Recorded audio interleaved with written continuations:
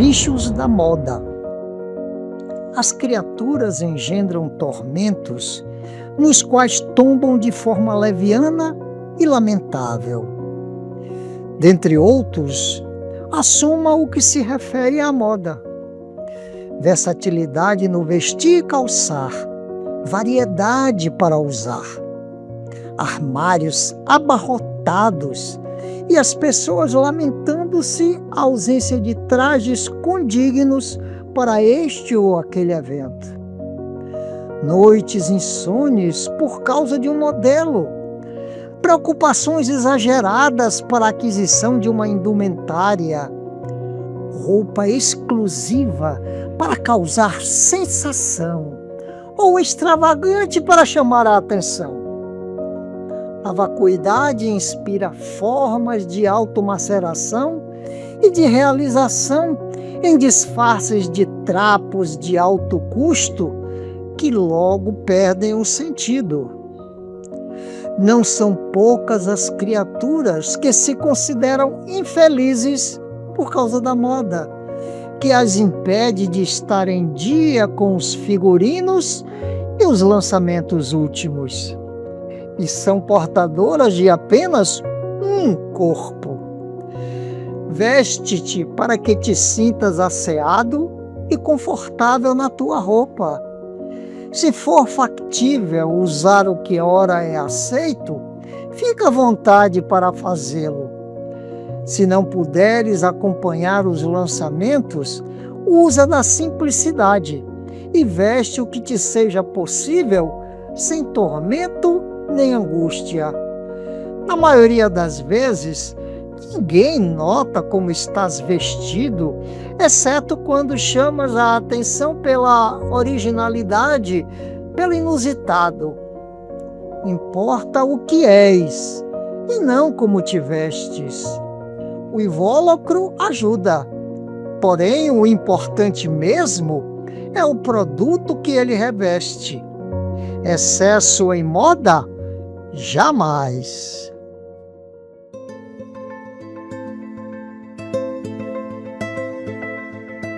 Disse o aluno: professor, desejo um amigo ideal, que não cogite do mal e só fale o que há no bem. Companheiro que trabalhe sem se queixar de serviço, sempre atento ao compromisso de não ferir a ninguém. Um amigo que perdoe toda ofensa recebida e transforme a própria vida num livro de amor e luz. O professor replicou: um amigo assim perfeito, digo com todo respeito, tem o nome de Jesus.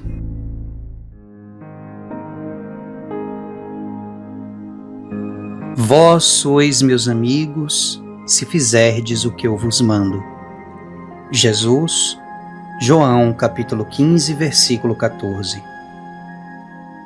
Em toda parte, Cristo possui legiões de admiradores, mas os tiranos da humanidade também as adquiriram. Multidões de partidários, entretanto, os verdugos de nações igualmente as tiveram. Grupos de incensadores, todavia, os promotores das guerras de assalto e de extermínio, também lhes conheceram a adulação. Filas de defensores intransigentes, contudo, os inimigos do progresso igualmente as enumeraram junto de si. Assembleias de analistas, no entanto, os chefes transviados que passaram nas eminências da história ainda hoje contam com elas.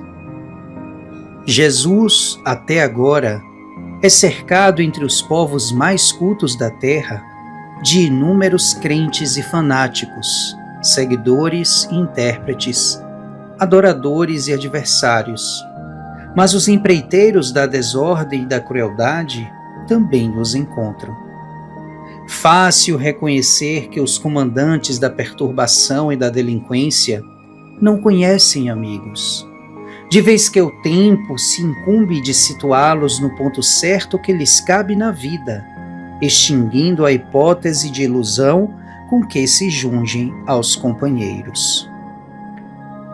Cristo, porém, dispõe de amigos reais, que se multiplicam em todas as regiões do planeta terrestre à medida que os séculos se lhe sobrepõem à crucificação.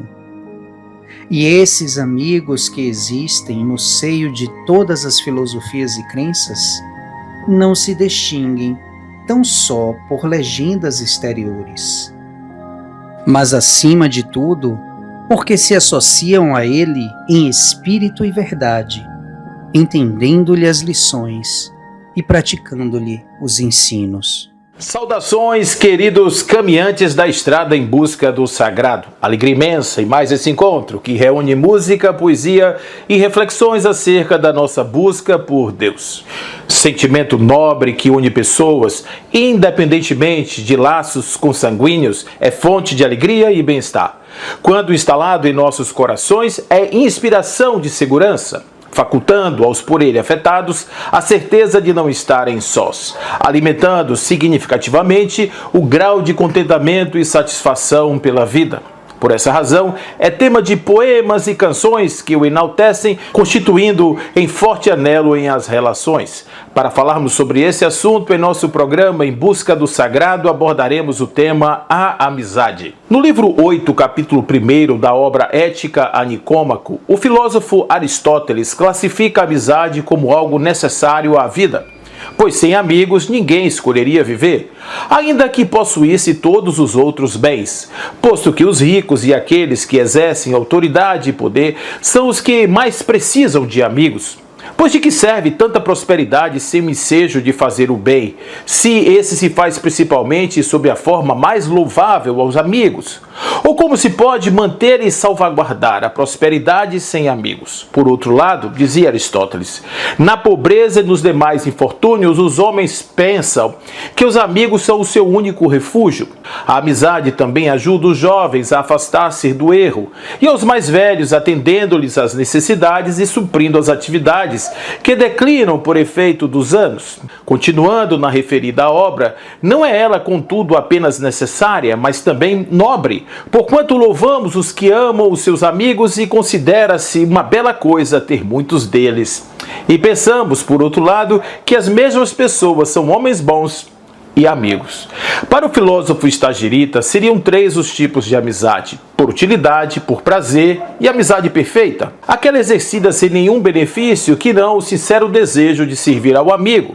Para os 2 primeiros casos, os que amam por causa da utilidade, amam pelo que é bom para eles mesmos, e os que amam por causa do prazer, amam em virtude do que é agradável para eles.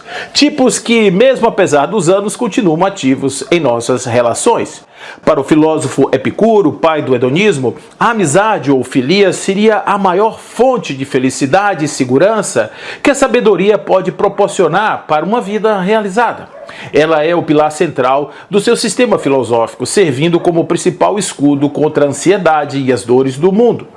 Dessa forma, seria a amizade a fonte segura para a paz da alma, ou como assim chamavam os gregos, ataraxia. Para os filósofos franceses Michel de Montaigne e Etienne de Laboet, a amizade é uma fusão absoluta de 2 almas, uma união tão profunda e perfeita que apaga as diferenças individuais. O laço que uniu os 2 escritores franceses do século XVI tornou-se o maior modelo filosófico e literário de amizade idealizada no Ocidente. Considerada um ato puro de liberdade, segundo esses pensadores que experimentavam a amizade em estágio elevado, ela seria o mais alto grau desta liberdade, uma vez que não estava sob os impositivos da carne ou quaisquer outras deliberações humanas. Tornou-se célebre a frase dita por Montaigne, quando, instado acerca dos motivos de tal relação com seu amigo, ele teria respondido: porque era ele e porque era eu. No campo do desenvolvimento humano, as definições da amizade vão além. Para psicólogos como Jean Piaget e Lev Vygotsky, as amizades funcionam como suporte e estímulo ao aprendizado, aprimorando os espaços de apropriação do mundo e dos sentimentos, pela criança que, se relacionando afetivamente, sai do egocentrismo, acelerando a aprendizagem conjunta. Já para a psicologia do apego, representada por John Bowlby, a amizade proporcionaria a sensação de apego seguro, necessário ao desenvolvimento de relações sociais baseadas em altruísmo e confiança, diferentemente do apego ansioso, que proporcionaria relação evitativa e ansiosa. Ainda sob o aspecto da ciência, a psicologia evolutiva e a psicologia positiva, com o apoio da neurobiologia, apontam para traços de vantagens competitivas importantes àqueles que constituíam laços sólidos com os seus, além de fonte de bem-estar e saúde, dado que a amizade é fonte de produção de neurotransmissores importantes como a ocitocina e a dopamina, reduzindo também níveis de cortisol, o hormônio do estresse. A amizade é, para além, sentimento de amorosidade que se constrói com a relação, que se consolida com a convivência e o respeito e se eterniza na cumplicidade sincera, auxiliando-se os amigos mutuamente na melhoria de cada qual no campo das experimentações. Dessa forma, a amizade é processo coletivo, em que dois ou mais assim se conectam, produzindo os efeitos benéficos de tal associação. Em termos de saúde e longevidade, a amizade é fonte de vida plena e energia.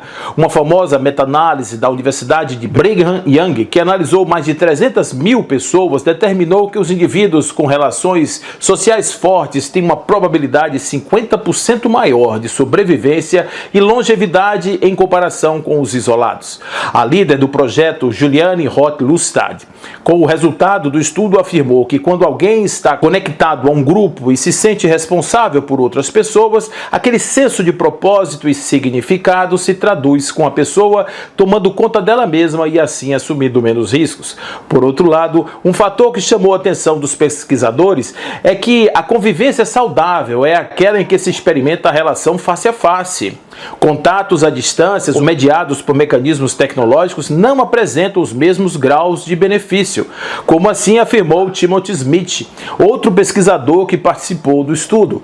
Como humanos, nós encaramos relacionamentos com algo garantido. Somos como peixes que não notam a água. A interação constante não apenas é um benefício psicológico, mas influencia diretamente nossa saúde física. Em um livro Constelação Familiar, a benfeitora Joana de Ângeles afirmou que a amizade é um sentimento de elevação que deve vigir na conduta dos seres humanos, preparando-os para os grandes voos do amor. É um sentimento de afeição que se desenvolve com desinteresse de receber qualquer tipo de gratificação, ensejando relacionamentos edificantes e fraternais.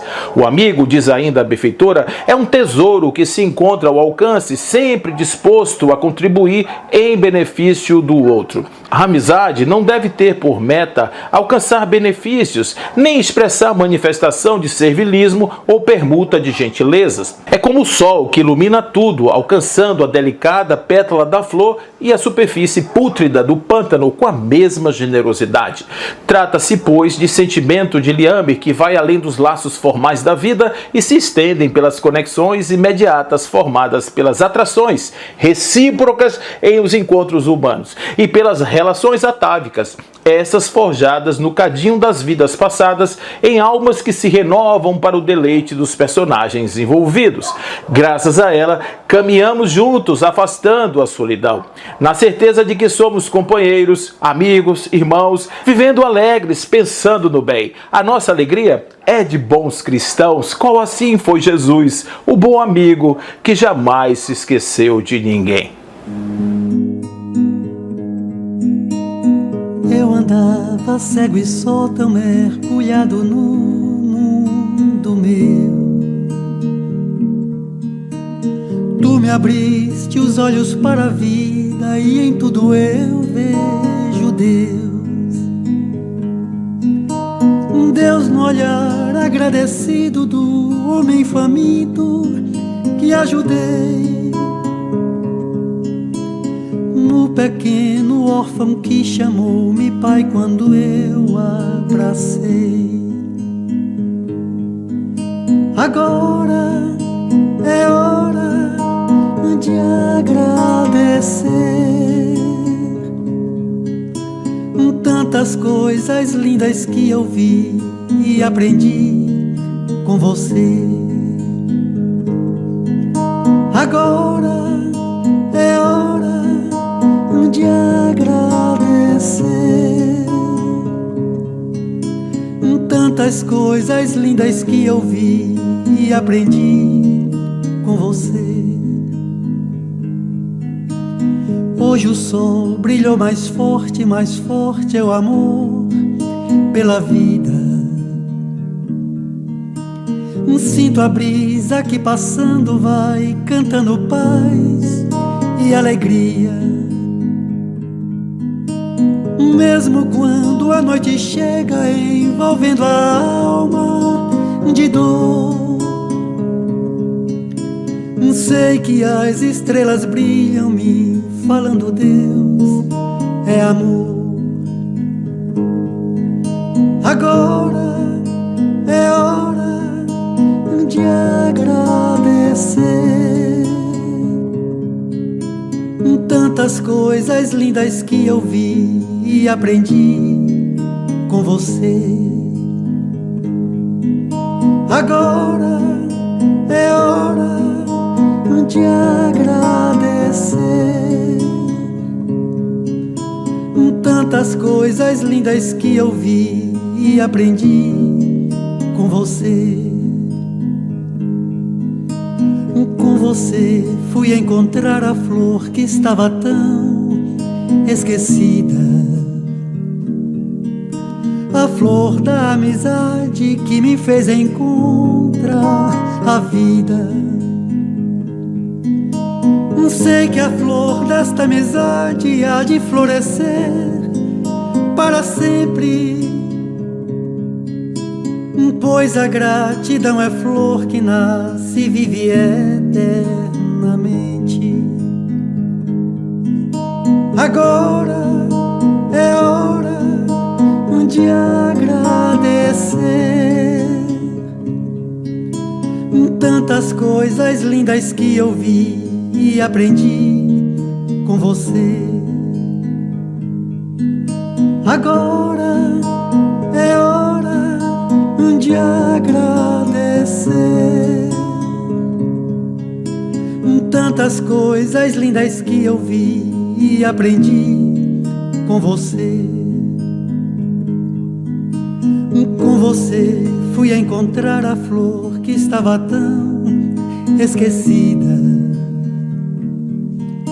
a flor da amizade que me fez encontrar a vida. Sei que a flor desta amizade há de florescer para sempre, pois a gratidão é flor que nasce e vive eternamente.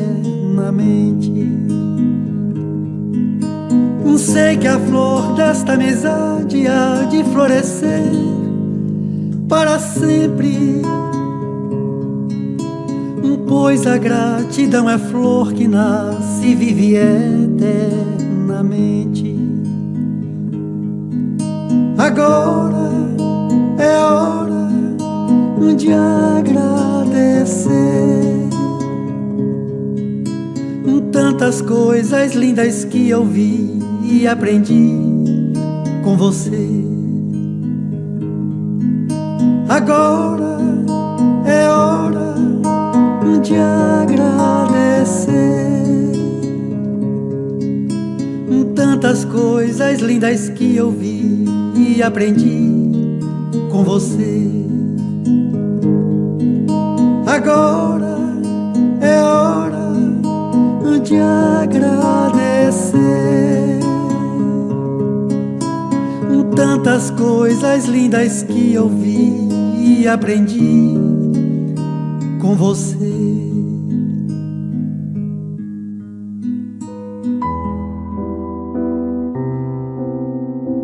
Diante das perturbações e das lágrimas que nos visitam cada noite o santuário de socorro espiritual, lembraremos velho apólogo, dezenas de vezes repetido na crônica de vários países do mundo e que, por pertencer à alma do povo, é também uma pérola da filosofia a enriquecer-nos os corações.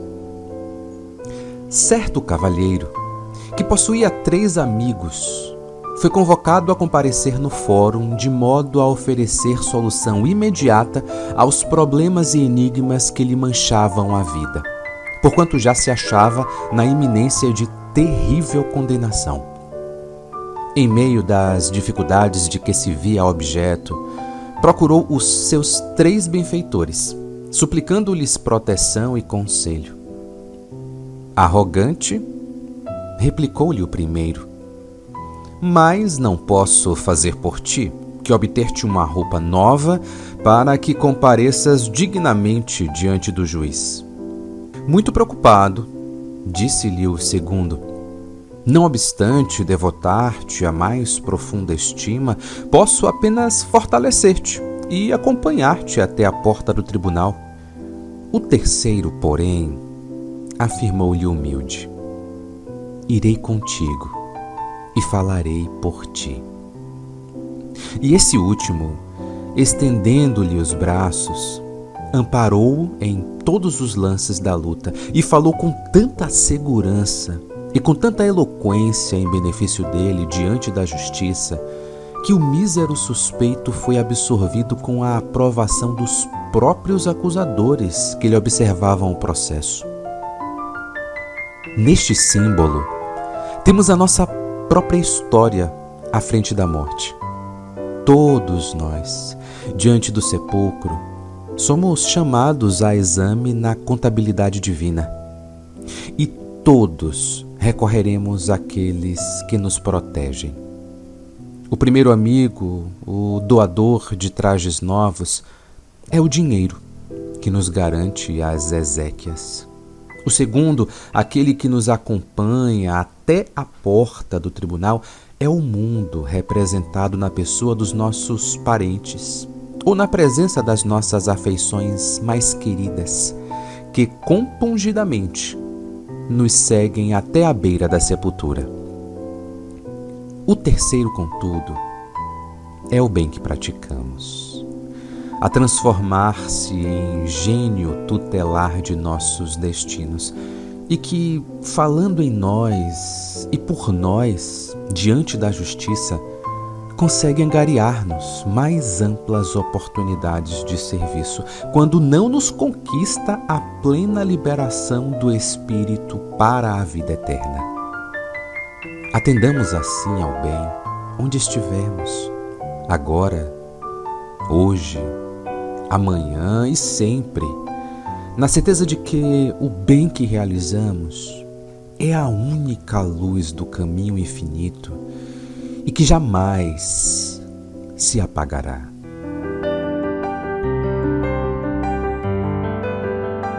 Amigo devotado e mestre silencioso, atento dia e noite, auxilia em toda a idade. Nunca faz exigências e esclarece sem paga. Se esquecido, nem por isso reclama e espera com paciência. Desdenhado, não despreza, aguardando o dia próprio de fazer-se entendido. E sempre que tornamos a paz de seu convívio, volve a falar conosco sem qualquer presunção. Misto de ventura eterna e humildade sublime, conserva inalteráveis o poder da cultura e a força da semente.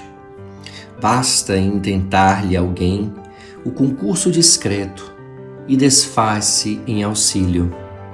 Educa sem vaidade, ampara sem orgulho, levanta sem alarde, socorre sem ofensa, corrige-nos sem ralho e ensina sem barulho, sendo o cofre das leis, é bússola no lar, sendo flama de sol nos templos do saber, é luz na escola humilde.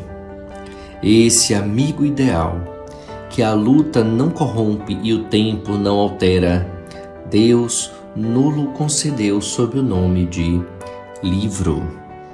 Honremos desse modo a dádiva divina, colocando o Espiritismo nos caminhos do livro, para que o livro espírita enalteça o progresso e santifique o bem.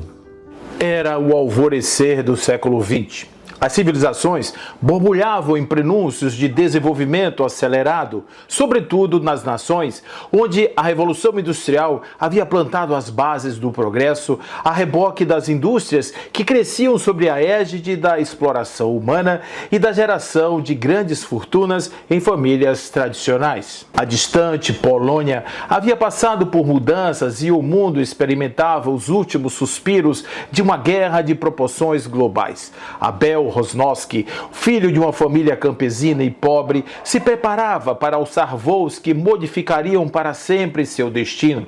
A ideia de ir à América para encontrar chances de uma vida melhor alimentou os sonhos do garoto que juntou suas parcas economias e, em um iluminado dia de verão, zarpou em um vapor rumo ao desconhecido e enigmático futuro.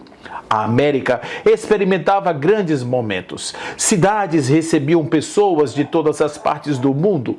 Estradas de ferro reduziam as distâncias e ali se anunciava a criação de uma das grandes potências do planeta. Os bancos eram já a essa época filões atratores de grandes riquezas, destacando grupos familiares por evidente prosperidade. Em uma dessas casas agraciadas vivia um jovem por nome William Kane, o qual se destacaria como herdeiro dos negócios criados por seus antepassados e que agora passavam às suas mãos.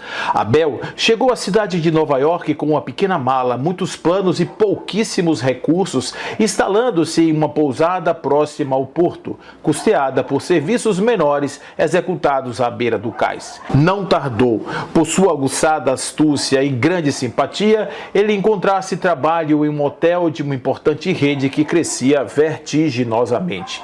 Era uma questão de tempo até ele mostrar que veio em aquelas bandas. Como esperado, a dedicação e a habilidade em aprender de Abel surpreendeu a todos, sendo tais atributos responsáveis por seu crescimento profissional, galgando em ritmo acelerado as posições intermediárias que o aproximavam cada vez mais do topo da gestão do empreendimento. Todavia, aquele ritmo seria impactado por uma hecatombe financeira que pareceu jogar todos os planos de Abel por água abaixo. Os donos do empreendimento ficaram perplexos ao verem toda a sua fortuna ruir rapidamente, deixando a rede de hotéis exposta à falência iminente. Abel, hábil construtor de possibilidades, partiu em demanda de amigos, pessoas influentes que pudessem, acreditando em seu projeto de soerguimento do negócio, financiar a operação que ali se fazia obrigatória. Após trilhar por várias portas, chegou à mesa do jovem William, aquele que viria a ser em vida um dos seus maiores desafetos. Abel apresentava sorridente e confiante seus planos ante um banqueiro frio e calculista, que observava cada número com a precisão de um relojoeiro, atento a cada detalhe que pudesse representar àquela altura qualquer risco aos negócios da família, da qual herdara não só a função, mas a missão de perpetuar o nome e a tradição familiar. William não podia, em um gesto impensado, colocar tudo a perder. Abel, ciente de que houvera conquistado a atenção de William, anunciava as conclusões da proposta quando, interpelado pelo frio administrador, calou-se pesaroso. William estava ali desconstruindo toda a narrativa do rapaz, por conta de temer que, dadas as circunstâncias atuais, aquela aposta fosse por demais arriscada. Abel saiu daquela reunião arrasado, nutrindo sentimentos nada amistosos em relação àquele rapaz frio que havia destruído tudo aquilo que ele imaginou. Desiludido, foi à casa de um amigo outro, o qual havia ajudado Abel nos agendamentos das visitas, sabendo que naquele dia, precisamente ao meio-dia, todo o patrimônio dos hotéis seria distribuído entre os credores, que, quais harpias com garras afiadas, se debruçavam sobre os escombros da falida organização. Faltava apenas alguns minutos para a hora derradeira quando o telefone tocou, anunciando que um investidor, que não se identificava naquele instante, apostava o capital necessário aos planos de Abel. Salvo de última hora, Abel rogava aos céus que abençoassem aquele benfeitor desconhecido. Quem teria sido aquele que fizera tal ação? Por que não se identificar? Algum tempo depois, Abel, por suspeitas, parecia ter achado o amigo anônimo. Tratava-se de Davis Leroy, dono de uma rede hoteleira concorrente que via em Abel grande promessa para o setor. Após alguns anos, o cenário retomava seu curso de progresso e os negócios prosperavam. Contudo, Abel nutria ainda em sua imaginação ferida a imagem daquele banqueiro frio que por pouco não arruinou integralmente sua vida. Embora tivesse motivos de sobra para celebrar, a raiva incontida corroía por dentro aquela pessoa qual erva perigosa em zona pestilenta. Por tal situação, os embates eram constantes. Inimigos fidagais se debatiam nos negócios em irascível atitude que apontava desvio moral em ambas as condutas. Duas eram as prioridades de Abel: vencer e destruir aquele a quem reportava momentos dos mais difíceis em sua vida. Os anos transcorriam livres de qualquer detença. Os cabelos nevoados em ambas as cabeças apontavam idades avançadas. Filhos já crescidos, famílias criadas, contudo, ainda permaneciam resquícios daquele passado que cravara garras firmes em aqueles corações. A surpresa, aquela que é companheira dos grandes destinos, aproximou Florentina e Ricardo, respectivamente filhos de Abel e William Kane, os quais, apaixonados, contraíram núpcias para desgosto dos seus pais. A essa altura, os negócios ainda prosperavam, sem detença, e os dois rivais, ricos e poderosos, já se preparavam em idade provecta para colocar fim em suas respectivas carreiras. Naquele dia, convidados para uma solenidade que envolvia seus filhos, Kane e Abel se encontravam à porta do teatro, revelando em aqueles rostos indisfarçável repúdio recíproco. Porém, tocados pela força das famílias agora unidas pelos filhos amados, cumprimentaram-se cordialmente em gestos de chapéus que se movimentavam em sinal de respeito. O que eles não sabiam era que aquela era a derradeira hora para reconciliações. Dentro de pouco tempo, um deles não estaria mais entre os vivos da terra. No dia seguinte, logo cedo, chegaram duas missivas à porta de Abel. O criado leva ao homem vestido em seu robe as mensagens entregues há poucos instantes. Uma delas, uma carta escrita pelo Sr. Davis, anunciava que aquele segredo, guardado a 7 chaves, podia agora ser revelado. O grande investidor secreto, em verdade, era William Kane, aquele a quem Abel aprendera a odiar. A segunda carta era um aviso. Naquela manhã, Kane havia partido e o velório seria em poucas horas. Abel se viu tomado de um arrependimento sem fim. Era, em verdade, um grande irmão que perderem aquela manhã. Por que não avisou? Por que o segredo? Quantas teriam sido as chances dos abraços, dos sorrisos, se a notícia fosse dada logo naqueles primeiros dias? Segredos guardados para sempre na memória do seu verdadeiro benfeitor. Abel arrumava-se agora para o velório e segue triste na certeza de que perdera de fato um amigo querido, irmão para todo sempre, por cujo ato generoso jamais haveria de se esquecer. Chorou copiosamente ante o esquife daquele a quem descobrira amar, arrependido por não tê-lo abraçado naquele dia, quando se encontraram em frente ao teatro. Sem que percebesse, mãos invisíveis tocavam os ombros de Abel, abraçando em fraternal sentimento. Era Kane, recém-liberto da carne, a celebrar com o amigo o fim de uma querela de muitas vidas. Lembrou-se que naquele dia, tocado por forças que desconhecia, sentiu-se compelido em ajudar ao desconhecido, sem saber que eram ambos réprobos, inimigos que voltavam à carne no tema da reconciliação libertadora.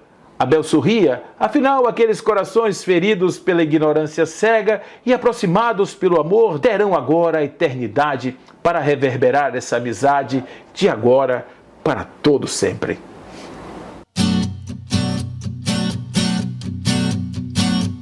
Esses seus cabelos brancos, bonitos, esse seu olhar cansado, profundo, me dizendo coisas, num grito me ensinando tanto, no mundo e esses passos lentos, de agora caminhando sempre comigo, já correram tanto na vida, meu querido, meu velho, meu amigo.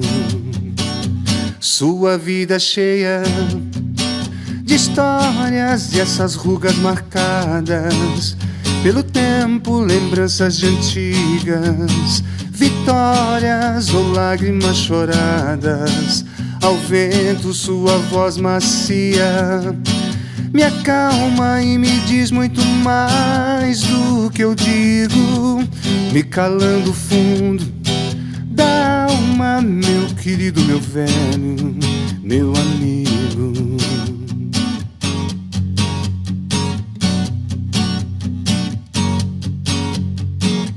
Seu passado vive presente nas experiências contidas nesse coração, consciente da beleza das coisas, da vida. Seu sorriso franco me anima, seu conselho certo me ensina. Beijo suas mãos e lhe digo, meu querido, meu velho, meu amigo. Eu já lhe falei de tudo, mas tudo isso é pouco diante do que sinto, olhando os seus cabelos tão bonitos. Beijo suas mãos e digo, meu querido, meu velho, meu amigo. Olhando os seus cabelos tão bonitos, beijo suas mãos e digo, meu querido, meu velho, meu amigo.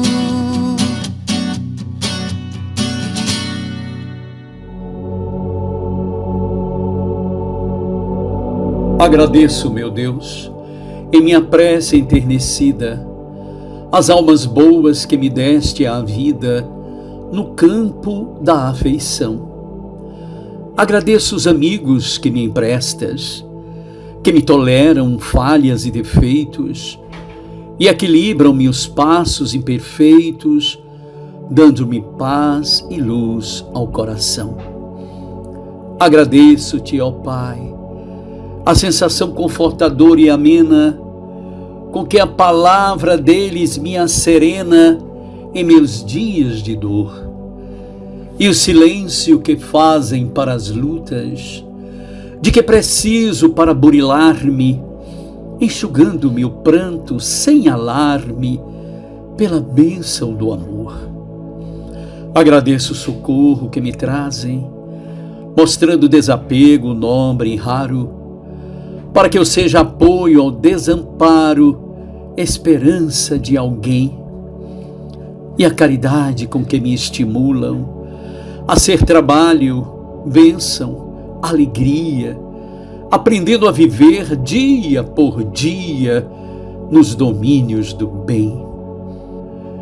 Por toda a santa generosidade, da estima doce e pura, de quantos me recebem sem censura, ternos amigos meus, eis-me ao sol da oração, para dizer-te, ó Pai do infinito universo, na singela pobreza do meu verso, obrigada, meu Deus. No tempo em que não havia automóveis, na cocheira de um famoso palácio real, um burro de carga curtia uma imensa amargura em vista das pilheiras e remoques dos companheiros de apartamento.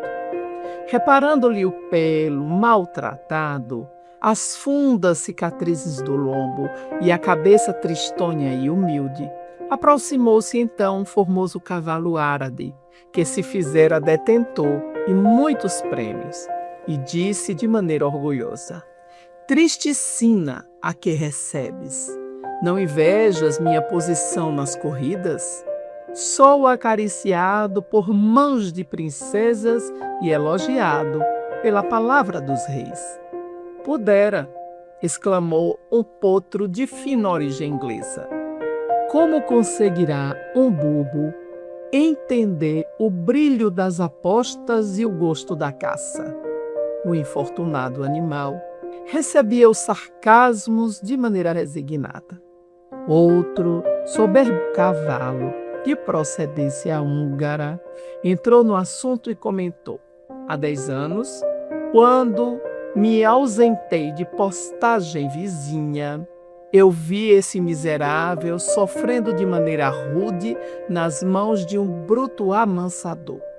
É tão covarde que não chegava a reagir nem mesmo com o coice.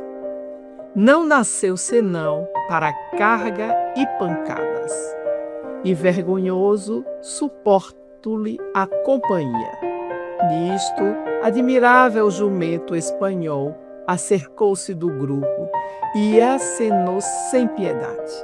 Lastimo reconhecer nesse burro um parente próximo. É animal desonrado, fraco, inútil. Não sabe viver, senão sob pesada disciplina. Ignora o aprumo da dignidade pessoal e desconhece o amor próprio. Aceito os deveres que me competem até o justo limite, mas, se me constrange a ultrapassar as obrigações, recuso-me à obediência, pinoteio e sou capaz de matar. As observações insultuosas não haviam terminado, quando o rei penetrou no recinto em companhia do chefe da cavalariça. Preciso de um animal para serviço de grande responsabilidade, informou o monarca. Animal dócil, educado, que mereça absoluta confiança. O empregado então perguntou: não prefere o árabe, majestade? Não, falou o soberano. Ele é muito altivo e só serve para corridas em festejos oficiais sem menor importância. Não quer o potro inglês? De modo algum. É muito irrequieto e não vai além das extravagâncias da caça. Não deseja o húngaro? Não. É bravio, sem qualquer educação. É apenas um pastor de rebanho. O jumento serviria? Insistiu o servidor atencioso. De maneira nenhuma. É manhoso e não merece confiança. Decorridos alguns instantes de silêncio, o soberano indagou: onde está o meu burro de carga? O chefe das cocheiras indicou entre os demais. O próprio rei puxou carinhosamente para fora, mandou ajeizá-lo com as armas resplandecentes de sua casa e confiou-lhe o filho, ainda criança, para uma longa viagem. Assim também acontece na vida.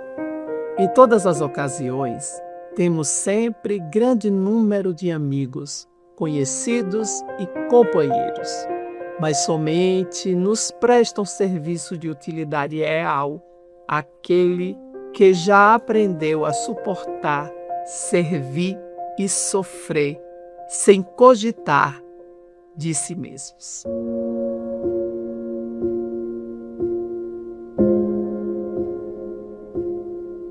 À medida que avances montanha acima nas trilhas da evolução, é possível que muitos de teus amigos se transformem, porque não possam ver o que vês.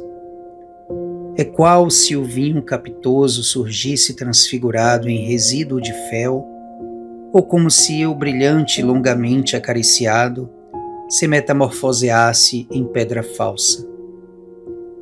Consagras-te agora à luz. Dormitam muitos na sombra. Escolhes hoje servir. Demoram-se muitos reclamando o serviço alheio. Buscas presentemente a verdade. Afeiçoam-se muitos à máscara da ilusão. Desapegas-te de prazeres inferiores e posses materiais. Algemam-se muitos à egolatria. Estranhando-te a nova atitude, quase sempre te classificam os anseios de elevação com adjetivos injuriosos. Por que não mais te acomodas nas trevas, há entre eles quem te chame orgulhoso. Porque conservas a humildade na luz da abnegação, há entre eles quem te chame covarde. Porque não mais te relaciones com a mentira, há entre eles quem te chame fanático. Porque esqueces a ti mesmo no culto do amparo a outrem, há entre eles quem te chame idiota. Entretanto, ama-os mesmo assim, sem exigir que te amem, cultivando o trabalho que a vida te confiou. O serviço sustentado nas tuas mãos falará sem palavras de teus bons propósitos a criaturas diferentes que, tangidas pelo divino amor, chegarão de outros campos em teu auxílio. Para isso, porém, é indispensável não entres no labirinto das lamentações vinagrosas. Censurar é ferir, e queixar-se é perder tempo. Renuncia, pois, à satisfação da convivência com aqueles que, embora continuem amados em teu coração, não mais te comunguem as esperanças. Se te esquecerem, perdoa. Se te desprezarem, perdoa mais uma vez. Se te insultarem, perdoa novamente. Se te atacarem, perdoa sempre. Seja qual for a maneira pela qual te apareçam, nos dias da incompreensão, ajuda-os quanto puderes. O silêncio em serviço é uma prece que fala. Deus, que concede à semente o refúgio da terra e a bênção da chuva para que germine em louvor do pão, dar-te-á também outras almas, com as quais te associes para a glória do bem.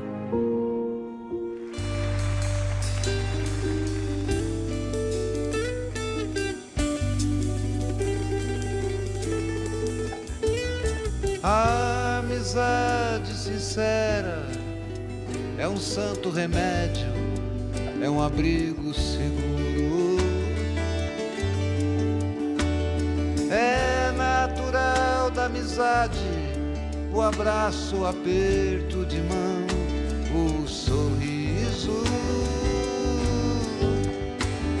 Por isso, se for preciso, conte comigo, amigo, disponha. Lembre-se sempre que mesmo modesta, minha casa será sempre sua. Amigo, os verdadeiros amigos do peito de fé, os melhores amigos não trazem dentro da boca palavras fingidas ou falsas histórias. Sabem entender o silêncio e manter a presença, mesmo quando ausentes. Por isso mesmo, apesar de tão raros, não há nada melhor do que um grande amigo. Amigo, amigo, amigo, amigo. Por isso, se for preciso, conte comigo, amigo, disponha. Lembre-se sempre que mesmo modesta, minha casa será sempre sua.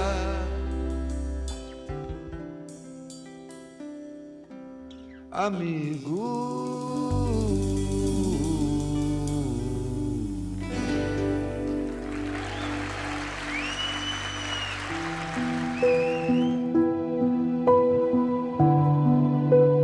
O amigo é uma bênção que nos cabe cultivar no clima da gratidão. Quem diz que ama e não procura compreender e nem auxiliar, nem amparar e nem servir, não saiu de si mesmo ao encontro do amor em alguém. A amizade verdadeira não é cega, mas se enxerga defeitos nos corações amigos, sabe amá-los e entendê-los mesmo assim. Teremos vencido o egoísmo em nós quando nos decidirmos a ajudar aos entes amados a realizarem a felicidade própria, tal qual entendem eles deva ser a felicidade que procuram, sem cogitar de nossa própria felicidade. Em geral, pensamos que os nossos amigos pensam como pensamos. No entanto, precisamos reconhecer que os pensamentos deles são criações originais deles próprios. A ventura real da amizade é o bem dos entes queridos. Assim como espero que os amigos me aceitem como sou, devo, de minha parte, aceitá-los como são. Toda vez que buscamos desacreditar esse ou aquele amigo, depois de havermos trocado convivência e intimidade, estaremos desmoralizando a nós mesmos. Em qualquer dificuldade com as relações afetivas, é preciso lembrar que toda criatura humana é um ser inteligente em transformação incessante. E por vezes a mudança das pessoas que amamos não se verifica na direção de nossas próprias escolhas. Quanto mais amizade você der, mais amizade receberá. Se Jesus nos recomendou amar os inimigos, imaginemos com que imenso amor nos compete amar aqueles que nos oferecem o coração. Muitas vezes sobre a terra só achas o amigo vão que te espera no caminho com o punhal da ingratidão. Mas é que nunca procuras o amigo terno e fiel que roubaria a amargura dos teus instantes de fel. Esse amigo podes tê-lo no fundo do coração, no altar da crença e da fé, à luz da meditação. É Jesus. Lembra-te sempre que o Mestre te acolherá. Se o amigo terrestre falha, Jesus nunca falhará. Como é bom ter amigos, né? Como é bonita a amizade. Amigo não tem dia, não tem hora. Amigo é sempre agora. Amigo não tem jeito. Faz morada dentro do peito, pela vida fora. Por um amigo se põe a mão no fogo, sem receio de nenhuma dor. Pois amigos são parceiros de um jogo onde não há perdedor. Amigo é feito agulha no palheiro, é meio a meio e os dois inteiros. Amigo é sincero e dá de 10-0 na força do poder e do dinheiro. Amigo é aquele que nos representa em qualquer lugar, a gente estando ou não estando lá. Aliás, é como se a gente estivesse lá, na figura do amigo. E é por isso que se diz que é difícil ter amigo, pois ser amigo não é fácil não. E é por isso que se diz que lealdade não tem preço e que a amizade é o avesso da solidão. Num mundo tão doente e de amores tão distantes, amigo é uma espécie de transplante de coração. Amigo é feito um pai que se adota feito um filho, é um Espírito Santo, um anjo guardião. Eu quero dedicar esse poema a todos vocês, queridos amigos, a todos aqueles que de uma forma ou de outra contribuíram para que fosse possível essa apresentação. Mas eu gostaria que vocês me permitissem dedicar aquele amigo, aquele que gerou todos os amigos, aquele que amava tanto seus amigos que até os ressuscitava, aquele que criou o céu, as florestas, os mares, os rios, a terra, e que lamentavelmente em muitas casas ainda não consegue entrar, que em muitos corações ainda não consegue penetrar.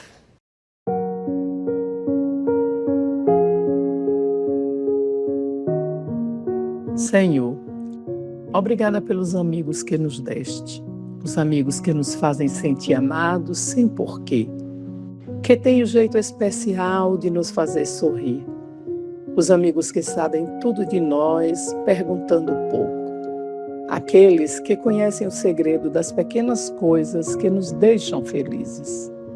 Obrigada, Senhor, por esses e esses sem os quais caminhar pela vida não seria o mesmo, que nos aguentam quando o mundo parece um sítio incerto, que nos incitam à coragem só com a sua presença, que nos surpreendem de propósito porque acham mal tanta rotina.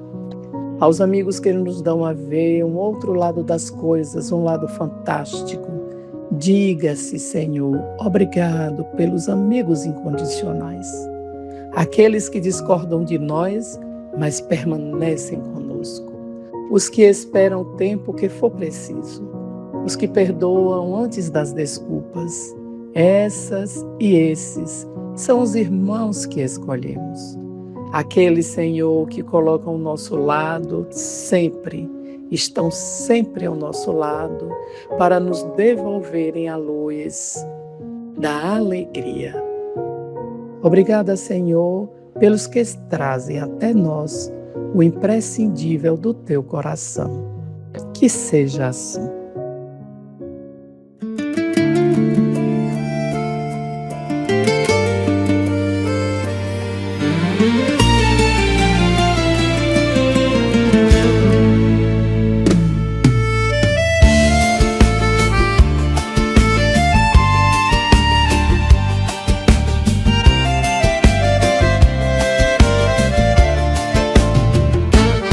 Faz falta, meu neguinho, faz falta. É tanta falta que meus olhos faz chorar. Faz falta, esta aqui é tua casa. Amor é ninho e meu peito é teu lugar. Voei nas asas desse sonho teu e nele vi que era o mais além. O teu sorriso foi convite pros meus passos, é a alegria que se dá a quem não tem. Foi tão grande esse amor, foi tão imensa a tua paz, que não importa onde for, eu não te esquecerei jamais. Foi tão grande esse amor, foi tão imensa a tua paz, que não importa onde for, eu não te esquecerei jamais.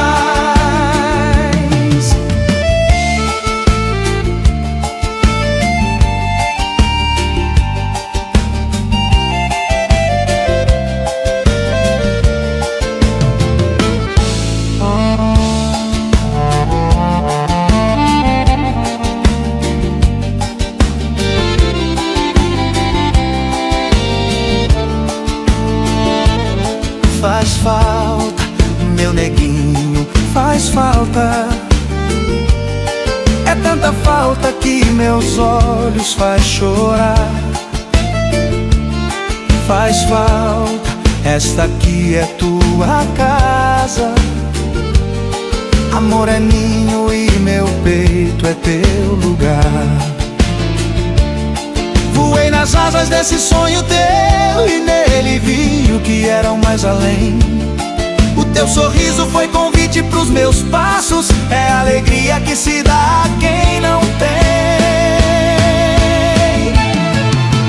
Foi tão grande esse amor, foi tão imensa a tua paz, que não importa onde for, eu não te esquecerei jamais.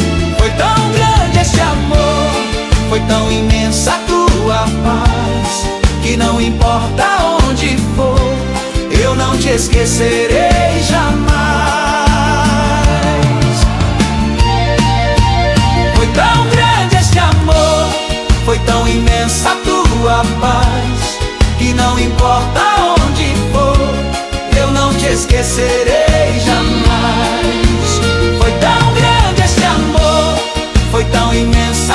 tua paz, que não importa onde for, eu não te esquecerei jamais.